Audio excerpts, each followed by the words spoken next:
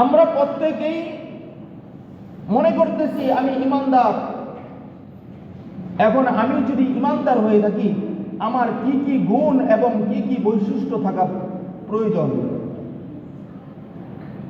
আমি তো, আমার বাবা মুসলমান ছিল, আমি ওই সূত্রে মুসলমান,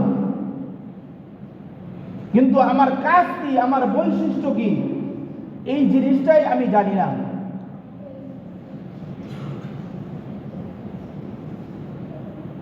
শুধু নামে একজন মুসলমান হইলে সে প্রকৃত ইমানদার হয় না।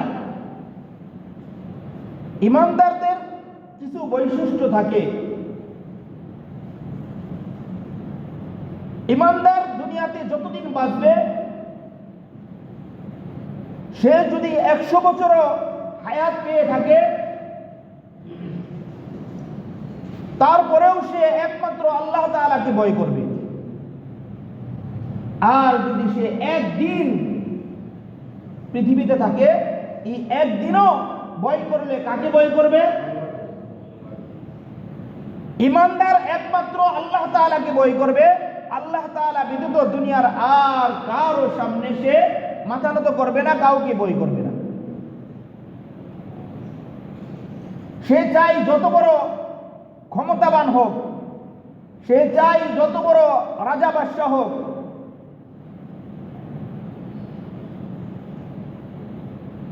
সে একমাত্র আল্লাহ রাব্বুল আলামিনকে ভয় পাইবে।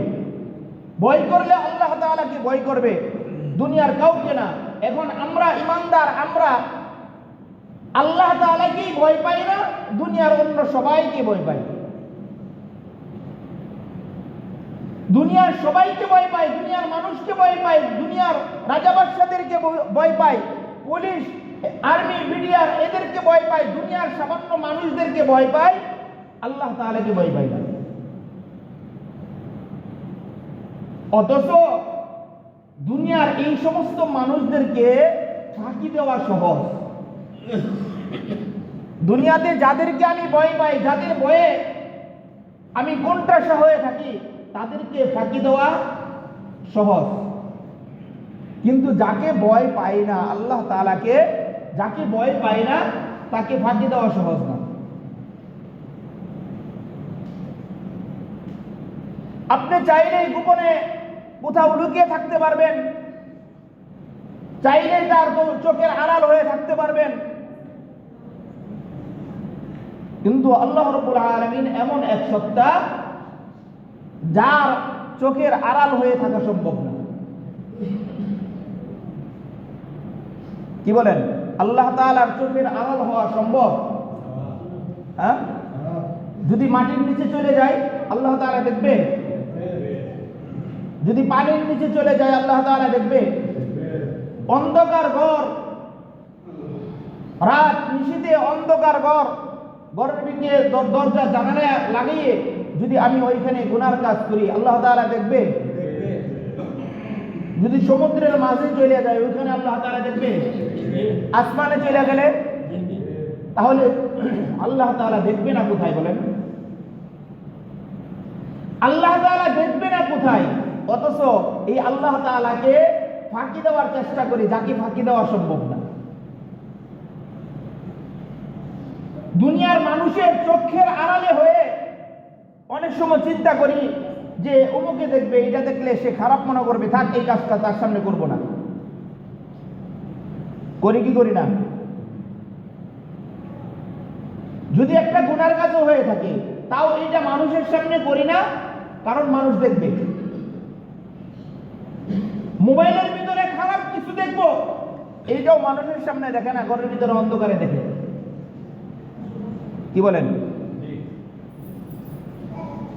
অথচ এই মানুষদেরকে ফাঁকি দিতেছেন। যাকে ফাঁকি দেওয়া সম্ভব না, তার কথা চিন্তা করলেন না। এই যে ভয় পাইলেন দুনিয়াতে কাকে? দুনিয়ার মানুষদেরকে, দুনিয়ার লোকদেরকে ভয় পেয়ে আপনি গুনার কাজ করলেন না, খারাপ কাজটা করলেন না। একজন খারাপ বলবে, এইটা তার দিকে তাকিয়ে এই কাজটা করলেন না। কিন্তু যার চোখ ফাঁকি দিয়ে আপনি কোনো কিছু করতে পারবেন না, কোথাও যাইতে পারবেন না, তার কথা একবারও চিন্তা করলেন না যে আমি এখন এই কথা বলতেছি, আমি যার সাথে বলতেছি সে হয়তো বা ধরতে পারবে না আমি সত্য বলতেছি না মিথ্যা বলতেছি, কিন্তু আমি যে মিথ্যা বলতেছি দুনিয়ার কেউ না জানলে জানবে কে?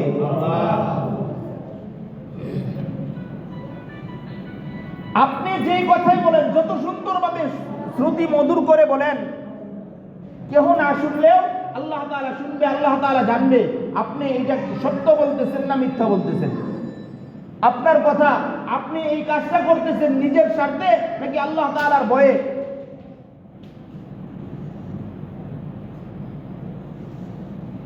যে আল্লাহ তাআলার ভয়ে আপনি এই কাজটা করে থাকেন, তাহলে বোঝা যাবে আপনার ভিতরে ঈমান আছে। ঈমানের প্রথম শর্ত হলো ঈমানদার সব সময় ইন্নামাল মুমিনুনা আল্লাযীনা ইযা যুকিরাল্লাহ ওয়াজিলাত কুলুবুহুম। আল্লাহ রাব্বুল আলামিন বলে, ও বান্দা তুমি জানোনি ঈমানদার কাকে বলে? ঈমানদারের প্রধান বৈশিষ্ট্য হলো সে যখনই যেই কাজ করবে, যখন তার সামনে আল্লাহ রাব্বুল আলামিনের নাম উচ্চারণ করা হবে, তখন সে বলবে ওয়াজিলাত কুলুবুহুম, তার অন্তরগুলো ভয়ে প্রকম্পিত হইতে থাকবে, ভয়ে প্রকম্পিত হইতে থাকবে। হায় হায়, আমি এই কথা বলতেছি, এই কথা মিথ্যা, আমি যার সাথে বলতেছি সে হয়তো বা ধরতে পারবে না, আল্লাহ তাআলা ধরবে। আমি এই কাজটা করতেছি, এই কাজটা অন্যায়, যার সাথে করতেছি সে হয়তো বা প্রতিবাদ করতে পারবে না, কিন্তু একটা সময় আসবে যিনি দেখতেছে ওই আল্লাহ আমার এই অন্যায় কাজের বিচার করবে।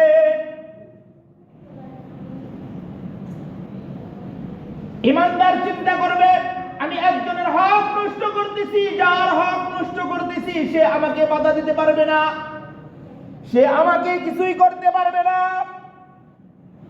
কিন্তু আমি যার হক নষ্ট করতেছি একদিন তার হক আদায়ের জন্য আমার সমস্ত কিছু সর্বস্ব বিলীন করে দিয়ে হলেও এই হক আদায় আল্লাহ রাব্বুল আলামিন করে ছাড়বে। এই হক একদিন আল্লাহ তাআলা আমার সব কিছু দিয়ে হলেও এই হক আদায় করে ছাড়বেন।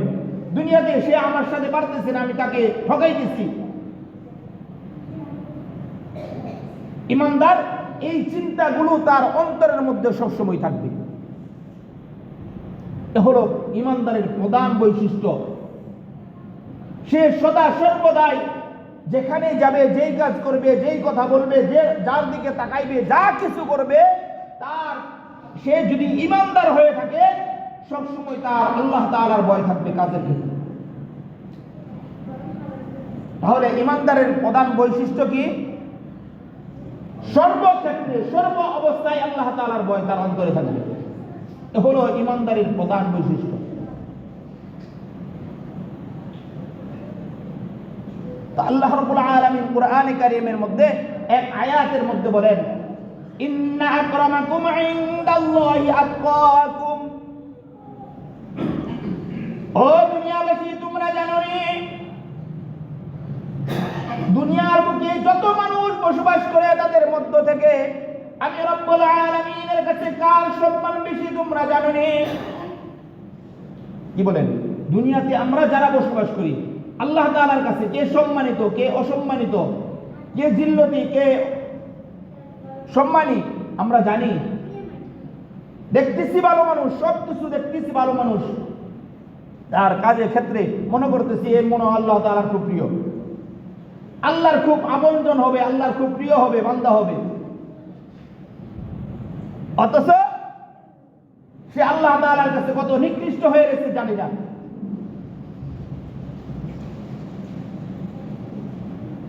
তো আল্লাহ রাব্বুল আলামিন কুরআনের এই আয়াতের মধ্যে উল্লেখ করে দিয়েছে, জানো আল্লাহ তাআলার কাছে সবচেয়ে সম্মানিত ব্যক্তি কে? তো আল্লাহ তাআলা বলেন, ইন্না আকরামাকুম ইনদাল্লাহি আতকাকুম। তোমাদের মধ্য থেকে যাদের অন্তরে সবচেয়ে বেশি আল্লাহ তাআলার ভয় রয়েছে ওই ব্যক্তি আল্লাহ তাআলার কাছে সবচেয়ে প্রিয়। সুবহানাল্লাহ।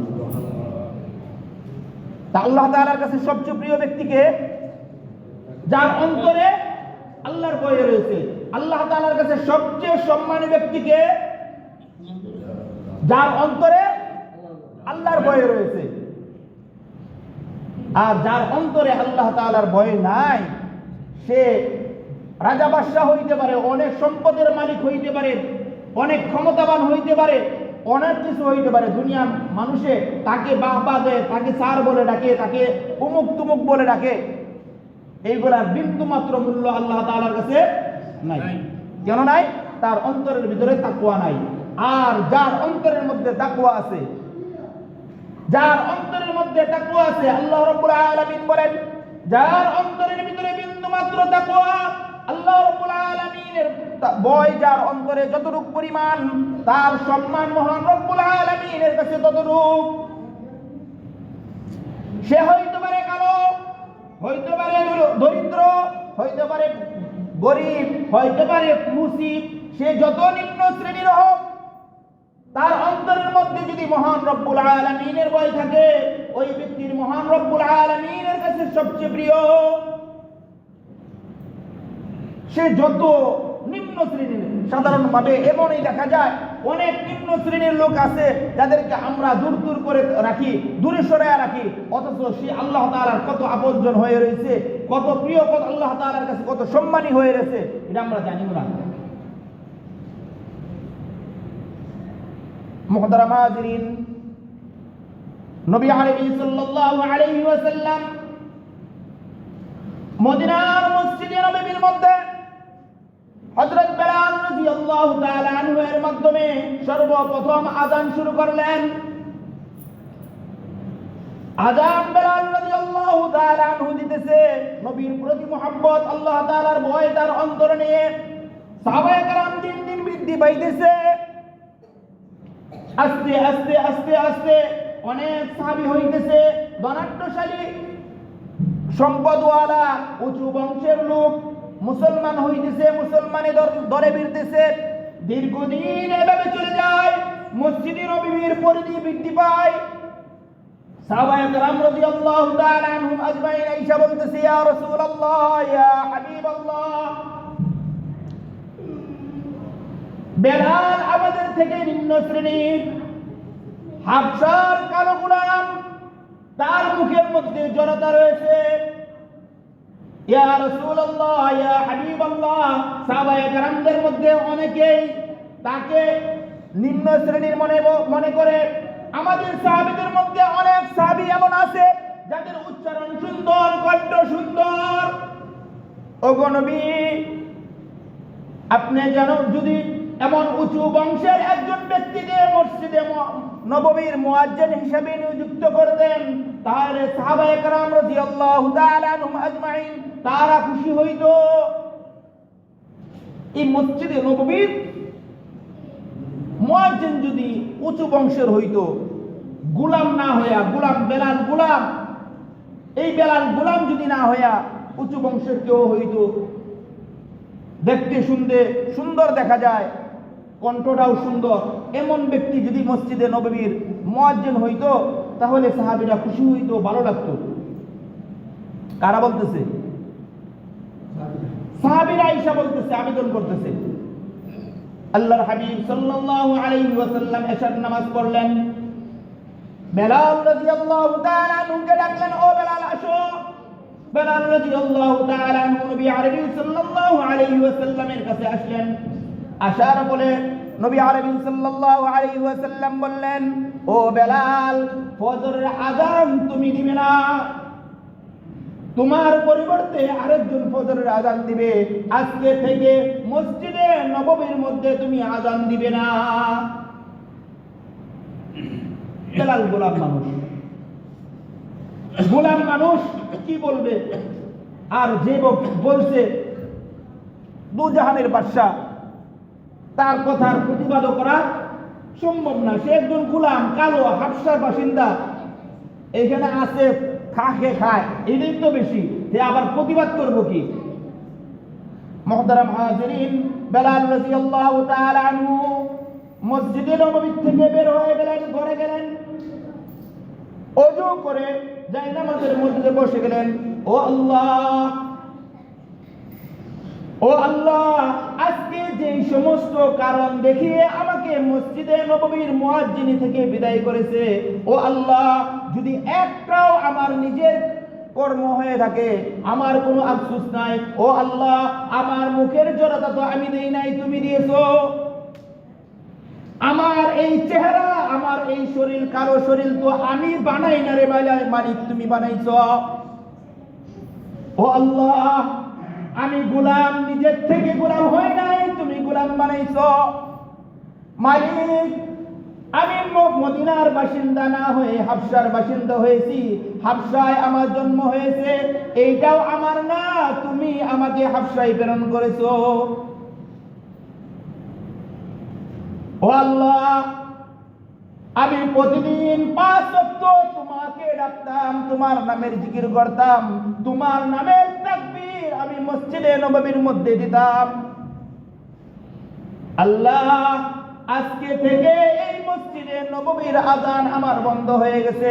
মালিক, আমি কিভাবে উচ্চ আওয়াজে তোমাকে ডাকবো? বেলাল যায় নামাজে বসে আল্লাহ তাআলার দরবারে এইভাবে কান্নাকাটি করতেছে। আচ্ছা বলেন তো দেখি, যে বেলালের পায়ের জুতার আওয়াজ জান্নাতে পৌঁছে যায়, ওই বেলালের গলার আওয়াজ কি আল্লাহর আরশ পর্যন্ত পৌঁছায় নাই? কি বলেন? বেলাল জমিনে হাঁটে, নবী মেরাজে যায় জান্নাতের মধ্যে পায়ের খসখস খসখস আওয়াজ পায়। ব্যাপার কি? কার খসখস আওয়াজ? জিবরাইল বলে, ইয়া রাসূলুল্লাহ, এই তো হাবশার গোলাম বেলালের পায়ের জুতার আওয়াজ। সুবহানাল্লাহ। যেই বেলালের জুতার আওয়াজ জান্নাতে পাওয়া যায়, ওই বেলাল যদি আল্লাহ তাআলার দরবারে ফরিয়াদ করে, আরশে আজিমে পৌঁছায়নি? কি বলেন? পৌঁছায়নি? বেলাল রাদিয়াল্লাহু তাআলা আনহু সারা রাত কান্নাকাটি করতে করতে রাত অতিবাহিত করেছে। মালিক, ও মালিক, তোমার দরবারে শুকরিয়া রে মালিক, তুমি হেদায়েত তোমার বান্দার হাতে না দিয়ে তোমার হাতে রেখেছো। কি করছো? হেদায়েতটাও তুমি যদি তোমার বান্দাদের হাতে দিতা, কি দিতা? কি কি? হেদায়েত। হেদায়েত হেদায়েতটাও তুমি যদি তোমার বান্দাদের হাতে দিতা, আমি হাবশার কালো গোলাম হেদায়েত পাইতাম না। কি হেদায়েত পাইতাম? আমি হাবশার কালো গোলামটাও হেদায়েত পাইতাম না। কারণ বান্দা দেখতো কার চেহারা সুন্দর, কার কণ্ঠ সুন্দর, কার বংশ ভালো, এইগুলা দেখে দেখে হেদায়েত বিলি করতো। মালিক আমার, তুমি হেদায়েতটা তোমার হাতে রেখেছো, আমি মুসলমান হয়েছি গোলাম থেকে আজাদ হয়ে, এখন আমি ইমানদার হিসেবে গ্রহণ করেছি। ও আল্লাহ, তোমার দরবারে ফরিয়াদ রে মালিক, তুমি হেদায়েত তোমার হাতে রেখে বান্দার হাতে দাও নাই। যদি বান্দার হাতে দিতা, তাহলে আমি বেলাল হাবশী হেদায়েত পাইতাম না। মালিক, আমি কিভাবে তোমাকে ডাকবো? প্রতিদিন আমি 5 ওয়াক্ত নামাজে তোমার তাকবীর ধ্বনি দিতাম। আল্লাহ, আজকে থেকে এই আওয়াজ আমার বন্ধ হয়ে গেছে। মালিক, তুমি আমাকে হয় দুনিয়াতে রাখো, আর না হয় দুনিয়াতে যদি রাখতে চাও আমাকে আবার পূর্বের পদের মধ্যে বহাল করো। ও আল্লাহ, আর যদি না হয় আমাকে তুমি দুনিয়া থেকে উঠিয়ে নাও। দুনিয়াতে যদি থাকতে চাই, আমি তোমার ধ্বনি দিয়েই বাঁচতে চাই, তোমার তাকবীর ধ্বনি দিয়েই আমি দুনিয়াতে বাঁচতে চাই। আর যদি এইটা না থাকে, মালিক, আমার থাকার প্রয়োজন নেই। সারা রাত বেলাল রাদিয়াল্লাহু তাআলা আনহু কান্নাকাটি করতে করতে রাত অতিবাহিত করেছে। সকালে নবী আরবি সাল্লাল্লাহু আলাইহি ওয়াসাল্লাম এবং নতুন মুয়াজ্জিন মসজিদে নববীর মধ্যে আযান দেয়। সাহাবায়ে কেরাম রাদিয়াল্লাহু তাআলা আনহুম আজমাইন বসে আছে নামাজের অপেক্ষায়। নামাজের অপেক্ষায় বসে আছে। একজন সাহাবী বাহিরে গিয়ে দেখলেন বাহিরে সুবহ সাদেক হয়েছে কিনা। সাহাবীরা অপেক্ষা, মুয়াজ্জিন আযান দিয়েছে, সাহাবীরা অপেক্ষা, বাহিরে যদি একটু ফর্সা হয় তাহলে নামাজে দাঁড়াইবে। কি করবে? যদি বাহিরে ফর্সা হয়, আলো ফুটে ওঠে, তখন কি করবে? নামাজে দাঁড়াইবে। কারণ ওই সময় তো ঘড়ি ছিল না, টাইম দেখে দেখে। এখন তো আমরা বাহিরে অন্ধকার থাকার যাই কিছু থাক, টাইম হয় নামাজে দাঁড়ায় যায়, ওই সময় ওইগুলা দেখে দেখে তারা নির্ণয় করত। দীর্ঘ সময় চলে যায়, যাইতে যাইতে এক পর্যায়ে মহান রব্বুল আলামিনের পক্ষ থেকে জিবরাইল আইসা উপস্থিত। ও আল্লাহর হাবিব, কিসের অপেক্ষায় বসে আছেন? আজকে মসজিদে নববীর মধ্যে আজান হয় না কেন? কি ব্যাপার, আপনারা বসে আছেন, সাহাবীরা বসে আছে, আপনি বসে আছেন, সব সাহাবীরা বসে আছে, আজান হয় না কেন? নবী আরবি সাল্লাল্লাহু আলাইহি ওয়াসাল্লাম বললেন, ও জিবরাইল, আজান বহুক্ষণ পূর্বেই আজান হয়ে গেছে, আমরা অপেক্ষা করতেছি পূর্বাকাশ আলোকিত হওয়ার জন্য। জিবরাইল আলাইহিস সালাতু ওয়াস সালাম বললেন, ও আল্লাহর হাবিব, আল্লাহ রাব্বুল আলামিন আমাকে আরশে আজিম থেকে প্রেরণ করেছে। ও আল্লাহর হাবিব, বেলাল যখন আজান দেয়, এই বেলালের আওয়াজ, আজানের আওয়াজ শুধু প্রথম আসমানে, সপ্তম আসমান ভেদ করে আল্লাহ তাআলার আরশে আজিমে পৌঁছে যায়। আজকে যে আজান দিয়েছে, এই আজানের আওয়াজ আরশে আজিম পর্যন্ত পৌঁছায় নাই। আজকে যে আজান হয়েছে, এই আজান আরশে আজিম পর্যন্ত পৌঁছায় নাই। সমস্ত ফেরেশতারা অপেক্ষা করতেছে কখন আজান হবে, বেলালের আজান শুনবে, তারা নামাজ পড়বে। বেলালের আজান শুনবে, তারা ইবাদত শুরু করবে। নবী আরবি সাল্লাল্লাহু আলাইহি ওয়াসাল্লাম বলেন, ভাই জিবরাইল, আজকে তো বেলাল থেকেও আরো বংশে মর্যাদা উত্তম ব্যক্তি আজান দিয়েছে, যার কণ্ঠটা খুব সুন্দর, মুখের মধ্যে জড়তা নাই, সুন্দর আওয়াজে মসজিদে নববীর মধ্যে, আজকে মসজিদে নববীর মধ্যে আজান হয়েছে, তারপরেও কেন উপর পর্যন্ত পৌঁছায় নাই? জিবরাইল আলাইহিস সালাতু ওয়াস সালাম বললেন, ও আল্লাহর হাবিব, আল্লাহ রাব্বুল আলামিনের কাছে কোনো বংশ মর্যাদার কোনো দাম নাই। কিসের দাম নাই? আল্লাহ রাব্বুল আলামিনের কাছে ধন ওয়ালা সম্পদশালী ব্যক্তির কোনো মূল্য আল্লাহ তাআলার কাছে নাই। কে দেখতে সুন্দর, এমন সুন্দর ব্যক্তিরও আল্লাহ রাব্বুল আলামিনের কাছে কোনো মূল্য নাই। কার প্রভাব প্রতিপত্তি কত বেশি, এরকম প্রভাব প্রতিপত্তি ব্যক্তিদেরকেও আল্লাহ রাব্বুল আলামিনের কাছে মূল্য নাই। আল্লাহ রাব্বুল আলামিনের কাছে সম্মানিত এবং মূল্যবান ব্যক্তি সেই, যার অন্তরের মধ্যে মালিকের ভয় রয়েছে, যার অন্তরের মধ্যে আল্লাহ তাআলার যত ভয় থাকবে, আল্লাহ তাআলার কাছে সে তত বেশি সম্মানী, কত বেশি সে ইজ্জতওয়ালা, সে কত টাকার মালিক, সে কত বাড়ি গাড়ির মালিক, এগুলার কোনো মূল্য মহান রব্বুল আলামিনের কাছে নাই। নবী আরবি সাল্লাল্লাহু আলাইহি ওয়াসাল্লাম বললেন, ও সাহাবীরা, আমার বেলালকে ডেকে নিয়ে আসো। বেলাল আসলেন, আজান দিলেন, তারপরে সুবহ সাদেক শুরু হয়েছে। বেলাল আসলেন, আজান দিলেন, নামাজ শুরু হইল। তাহলে দেখেন, একজন কালো হাবশী গোলামকে মহান রব্বুল আলামিন কত মর্যাদা দিয়েছে, কিসের কারণে? তার অন্তরে তাকওয়া থাকার কারণে, তার অন্তরে আল্লাহ তাআলার ভয় থাকার কারণে। মুহতারাম হাজিরিন, সম্মানিত উপস্থিতি, যে আয়াত তেলাওয়াত করতেছিলাম, আল্লাহ রাব্বুল আলামিন বলেন, ইন্নামাল মুমিনুনা আল্লাযীনা ইযা যুকিরাল্লাহু ওয়াজিলাত কুলুবুহুম। এ হলো এই আয়াতের প্রথম অংশ। যার অন্তরের মধ্যে মহান রব্বুল আলামিনের ভয় থাকবে, সে প্রকৃত ঈমানদার, প্রকৃত সচ্চা ঈমানদার ওই ব্যক্তি। ঈমানদারের দুই নম্বর বৈশিষ্ট্য, ওয়াইদা তুলিয়াত আলাইহিম আয়াতুহু যাদাতুহুম ঈমানা।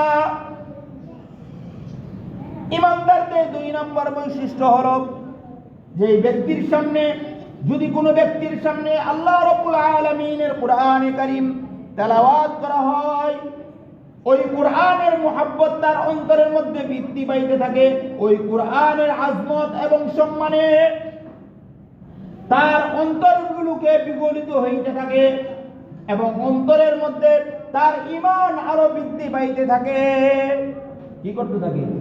তার সামনে যদি কি করা হয়, কোরআন তেলাওয়াত করা হয়, কোরআন পড়তেছে, কোরআনের আওয়াজ শুনতেছে, কোরআন সে যত শুনে, তার মুহাব্বত এই কোরআনের দিকে বৃদ্ধি পাইতে থাকে, তার ঈমান বৃদ্ধি পাইতে থাকে। যাদাতুহুম ঈমানা, যখন তার সামনে তেলাওয়াত করা হয়, কোরআনে কারীম পড়া হচ্ছে, তার ঈমান বৃদ্ধি পায়। ঈমান বৃদ্ধি পায় এটা তো দেখা যায় না, এটা বৃদ্ধি পায় আবার কমে কিভাবে? কমা বৃদ্ধি এটা বুঝবো কিভাবে? আল্লাহু আকবার, আল্লাহু আকবার। নবী সাল্লাল্লাহু আলাইহি ওয়াসাল্লাম এই কথাটাও উল্লেখ করে দিয়েছে। ও বন্ধু, অনেক সময় দেখা যায় আমরা নিজেরা কোরআন পড়তে পারি না, কিন্তু যারা কোরআনওয়ালা আছে তাদেরকে দেখলে ভালো লাগে। যারা কোরআনওয়ালা আছে, কোরআন পড়ে, তাদেরকে দেখতে ভালো লাগে, তাদের প্রতি মহব্বত বাড়ে, তাদেরকে দেখলে অন্তরের মধ্যে একটা প্রশান্তি জাগে। এইটা ইমানদারের লক্ষণ। আর যদি ওই কোরআনের হাফেজদেরকে দেখলে মুখ দিয়ে সমালোচনা আর তাদের ব্যাপারে বিভিন্ন রকমের কথাবার্তা বের হয়, তাহলে বুঝতে হবে ইমানের দুর্বলতা আছে। কি আছে? করে কি করে না? ছোট বাচ্চা 5, 6, 7, 8, 10 বছরের এরকম অনেক সন্তান মাদ্রাসার ছাত্র আছে যারা 10 পারা 15 পারা হেফজ করে নিয়েছে, কিন্তু ছোট বয়স না বোঝার কারণে অনেক সময় দুষ্টামি করে, বিভিন্ন কর্মকাণ্ড করে, এইগুলা সহ্য হয় না, শরীরের ভিতরে অ্যালার্জি শুরু হয়ে যায়। দেখ কি করতেছে, বিভিন্ন রকমের খারাপ মন্তব্য করে, বুঝতে হবে ইমানের দুর্বলতা আছে। যাদাতুহুম ঈমানা, আপনার ঈমান বৃদ্ধি না পেয়ে এই ক্ষেত্রে যদি আপনার ঈমান কম পায়, আরে ভাই একটা বার চিন্তা করেন, এই মাদ্রাসার 6, 7, 8, 10 বছরের এই ছোট বাচ্চাটা এই ঠান্ডা কনকনে শীতের মধ্যে যেই অবস্থায় আপনি ঘুমের থেকে ওঠেন 8টার সময়, উঠতে চান না, এই বাচ্চাটা 3টার সময় উঠে ঠান্ডা পানি দিয়ে ওযু করে কোরআন নিয়ে বসে যায়। কি নিয়ে বসে? আপনি তার সমালোচনা করতেছেন, তাকে দেখলে আপনার শরীরে চুলকানি হয়। বুঝতে হবে আপনার ইমানের দৌড় কদ্দুর। আল্লাহ তাআলা আমাদেরকে হেফাজত করুক। তো যখনই তার সামনে কোরআনওয়ালারা, কোরআন পড়নেওয়ালারা তার সামনে দিয়ে যাবে, সে তাদেরকে দেখবে, তাদের প্রতি তার মুহাব্বত, ইশক, ভালোবাসা বেড়ে যাবে, তাহলে বুঝতে হবে আপনার ঈমান বৃদ্ধি পাইতেছে। যাদাতুহুম ঈমানা ওয়া আলা রাব্বিহিম ইয়াতাওয়াক্কালুন। 3 নাম্বার বৈশিষ্ট্য ঈমানদারের, 3 নাম্বার ঈমানদারের বৈশিষ্ট্য, ওয়া আলা রাব্বিহিম ইয়াতাওয়াক্কালুন। ঈমানদার প্রত্যেক কাজের মধ্যে সর্বক্ষেত্রে একমাত্র আল্লাহ তাআলার উপরে ভরসা করবে। কার উপরে ভরসা করবে? সবকিছু করনেওয়ালা একমাত্র মালিককে আল্লাহ। আল্লাহ ছাড়া অন্য কারো উপরে সে কোনো ক্ষেত্রে কোনো বিষয়ে সে ভরসা করবে না। আমার ভালো মন্দ করনেওয়ালার মালিক আল্লাহ, আমাকে রোগ দিয়েছে আল্লাহ, এই রোগ থেকে উদ্ধার করবে আল্লাহ। তাহলে হুজুর ওষুধ খাবো না? অবশ্যই ওষুধ খাবেন, অবশ্যই ওষুধ খাবেন, চিকিৎসা নেবেন, কিন্তু এই ওষুধ এবং চিকিৎসা এইগুলা আপনার কিছুই করতে পারবে না যদি আল্লাহ তাআলার হুকুম না থাকে। কি না থাকে? আল্লাহ তাআলার হুকুম না থাকে। আজকে আমরা মনে করতেছি আমার দোকান থেকে আমার ঘরে খাবার আসতেছে, আমার ব্যবসা বাণিজ্য থেকে আমার ঘরে খাবার আসতেছে। আরে ভাই, এইটা একটা উসিলা, এইটা একটা কি উসিলা। খাবার দিতেছে কে? আল্লাহ। দেখেন, আপনি একই সাথে ব্যবসা করতেছেন, আপনার পাশের লোক সে ব্যবসা করে দিন দিন নিচের দিকে যাইতেছে, আপনি ব্যবসা করে দিন দিন উপরে উঠতেছেন। এরকম হয় না? একজন চাকরি করে তার সংসার সুন্দরভাবে চলে, আরেকজন চাকরি করে মানুষের কাছে হাত পাতে। এরকম নাই মনে হয়? তাহলে এটা কেন? এইটা কেন? কারণ রিজিকের জিম্মাদার আল্লাহ তাআলা। আপনি কাজ করবেন, কর্ম করবেন, কিন্তু ভরসা করবেন আল্লাহ তাআলার উপর। আমাকে আমার চাকরি, আমার ব্যবসা বাণিজ্য, আমার ক্ষেত খামার, আমার দোকানপাট, এইগুলা আমাকে রিজিক দেয় না, আমার রিজিক দেয় একমাত্র আল্লাহ। সর্বক্ষেত্রে আল্লাহ তাআলার উপরে ভরসা করতে হবে। যদি এই ভরসা নিয়ে, আল্লাহ তাআলার উপরে পূর্ণ ভরসা নিয়ে যদি আপনি চলতে পারেন, তাহলে বোঝা যাবে আপনার ঈমান আছে, আপনার ঈমান বৃদ্ধি পাইতেছে। ঈমানদারের এই 3 নম্বর বৈশিষ্ট্য। তাহলে ঈমানদারদের 3টা বৈশিষ্ট্য আলোচনা করলাম।